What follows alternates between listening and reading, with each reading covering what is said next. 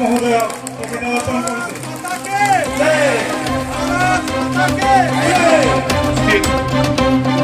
জিলাৰ ভাৰতীয় জনতা পাৰ্টীৰ সভাপতি সুনীল বসুমতাৰী ডাঙৰীয়া,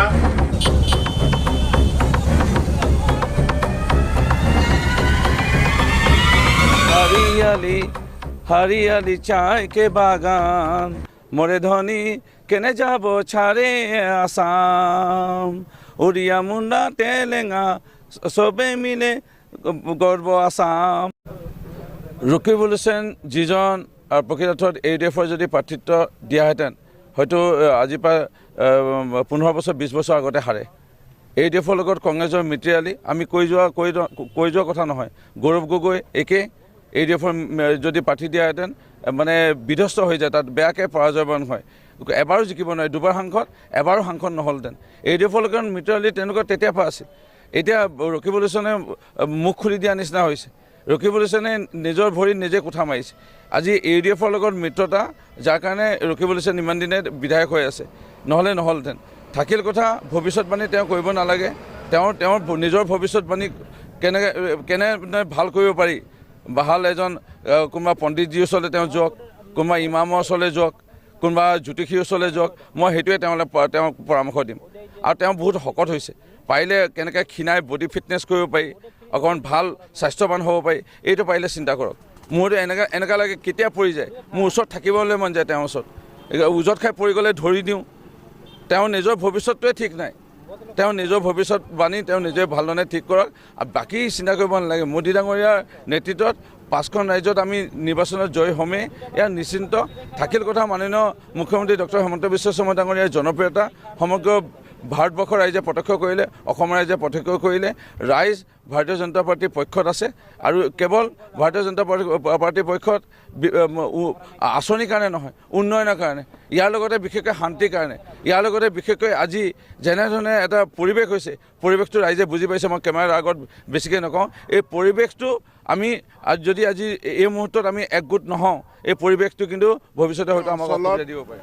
আমাৰ UPPL BJPৰ যি মিত্ৰ জোঁট আছে, এটা সময়ত প্ৰত্যক্ষ কৰিছিলোঁ কিছু অশুভ শক্তি মূৰ দাঙি উঠি তেওঁলোকে কিছু অপপ্ৰচাৰত লিপ্ত হৈছিল। সেইকাৰণে আমি অভিযান আৰম্ভ কৰিলোঁ BJPক শক্তিশালী কৰা। আমি UPPL দল আমাৰ মিত্ৰ শক্তি, বন্ধুক সহায় কৰিবলৈ হ'লে বন্ধু শক্তিশালী হ'ব লাগিব।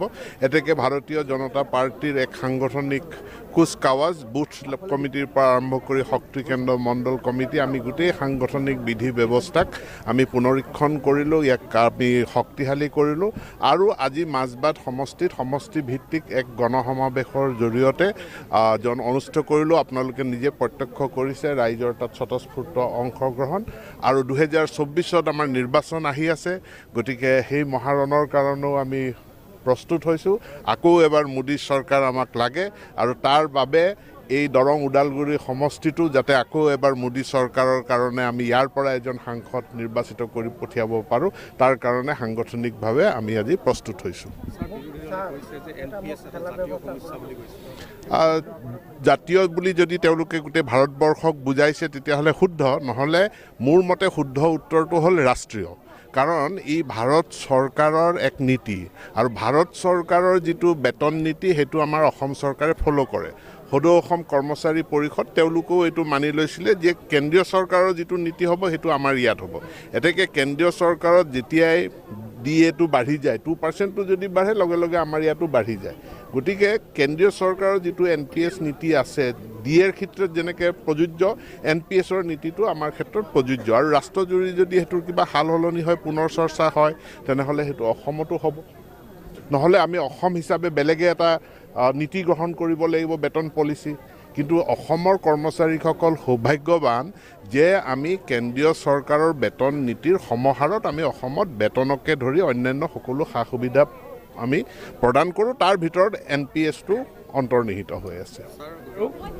যে আজি মাজবাট বিধানসভা সমষ্টিত ধনশ্ৰী, ৰৌতা আৰু 5 নং চেৰফাং তিনিওটা পৰিষদীয় সমষ্টিৰ আজি হাজাৰ হাজাৰ লোকে আজি আমাৰ এই জনসভাত যোগদান কৰিছে।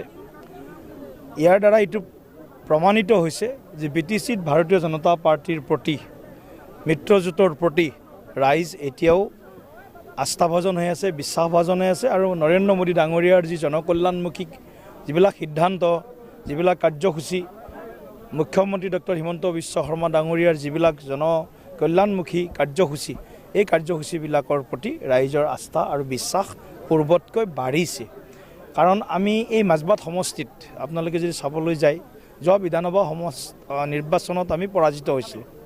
কিন্তু আমি এতিয়া যিটো দেখিছোঁ যে 26লৈকে যদিও সময় আছে, এতিয়াৰে পৰাই মাজবাটত কিন্তু বিধানসভা নিৰ্বাচনত ভাৰতীয় জনতা পাৰ্টী মিত্ৰজোঁটে জিকাৰ কাৰণে ৰাইজ এতিয়া তেওঁলোকে স্বতঃস্ফূৰ্তভাৱে তেওঁলোকে সঁহাৰি দিয়া পৰিলক্ষিত হৈছে। তাৰ পূৰ্বে 25ৰ BTC নিৰ্বাচন, সেই নিৰ্বাচনৰ কাৰণেও বিজেপি মিত্ৰজোঁটে সংগঠন শক্তিশালী কৰিছে। তাৰ পৰিণাম আমি দেখিছোঁ। বুথৰ পৰা, শক্তি কেন্দ্ৰৰ পৰা, বিভিন্ন মৰ্চা, বিভিন্ন অনুষ্ঠান, সংগঠন সকলো আজি আগবাঢ়ি আহিছে। আৰু তাৰ লগে লগে অহা 24ৰ লোকসভা নিৰ্বাচন, এই 24ৰ লোকসভা নিৰ্বাচনৰ বাবেও ৰাইজে আজি কঁকালত টঙালি বান্ধিছে।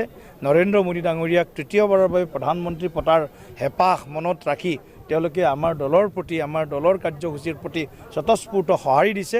গতিকে আমিও আমাৰ উৎসাহ বৰ্ধন হৈছে, আমাৰো বিশ্বাস বাঢ়িছে যে ৰাইজ আজি ভাৰতীয় জনতা পাৰ্টী মিত্ৰজোঁটৰ পক্ষত অৱস্থান কৰিছে। আৰু আমি সম্পূৰ্ণ আশাবাদী যে যি কাম মোদী ডাঙৰীয়াই যোৱা 9.5 বছৰত দেশৰ কাৰণে কৰিছে, অসমৰ কাৰণে কৰিছে, হিমন্ত বিশ্ব শৰ্মা ডাঙৰীয়াই মুখ্যমন্ত্ৰীত্ব লোৱাৰ পিছত যিখিনি কাম অসমৰ কাৰণে কৰিছে, BTCৰ কাৰণে কৰিছে, এই কামখিনিৰ দাম দিবৰ কাৰণে ৰাইজ সাজু হৈ আছে। क्रिसमासनि बाम्पार अफार उदालगुरि नोगोरनि शंकरदेव मिशन हाई स्कुलनि साखाथियाव थानाय रेगे-रेगां दखना गलायाव लफाय, FNF, महर ब्रेन्ड, बिबार ब्रेन्ड, आर'नाइ ब्रेन्ड, जुरिपाट, माथानि बायदि बायदि रोखोमनि दखना, आर'नाइ ब्लाउज फालि आरो बर'नि साबसिन हामसिन आगरनि जिफोरखौ हलसेल आरो रिटेल मोन्नैबो बेसेनाव बायनो हागोन। बेनि थाखाय नोंथाङा 7896313108 एबा 8471820909 जानबुं नाम्बाराव सुलाद लानो हागोन।